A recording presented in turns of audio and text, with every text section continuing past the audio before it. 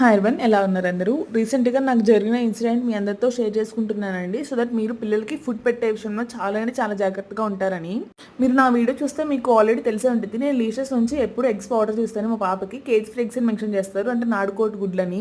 అలానే ఆర్డర్ చేశాను, ఫ్రిడ్జ్లో స్టోర్ చేసేసాను. 2 days తర్వాత వాటిని పాపకి పెడదామని చూస్తే అన్ని పాడైపోయి ఉన్నాయండి, 1-2 కూడా కాదు.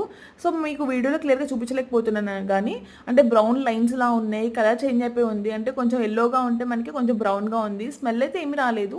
అండ్ అలాగే నేను వాటర్ టెస్ట్ కూడా చేశాను. వాటర్లో అయితే బాగానే ఉందంటే కిందే ఉంటుంది, పైన ఏమీ ఫ్లోట్ అవ్వట్లేదు. బట్ అయినా కానీ ఎగ్స్ అనేది చాలా పాడైపోయి ఉన్నాయి.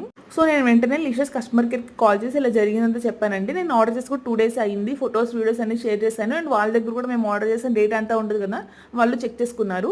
సో ఓకే, సారీ అండి, ఇంకోసారి ఇలా రిపీట్ అవ్వదని చెప్పి మాకు వేరే ప్యాక్ అయితే పంపించారు.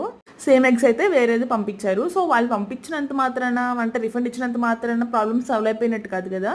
సో అసలు ఇలా ఎందుకు జరిగింది, ఆర్డర్ చేసి కూడా 2 days అయింది, సన్ వల్ల జరిగిందా అంటే సమ్మర్ వల్ల జరిగిందా అని నాకు అర్థం కాలేదు. మీకు ఏమైనా ఐడియా ఉంటే ఖచ్చితంగా కామెంట్ చేసి చెప్పండి.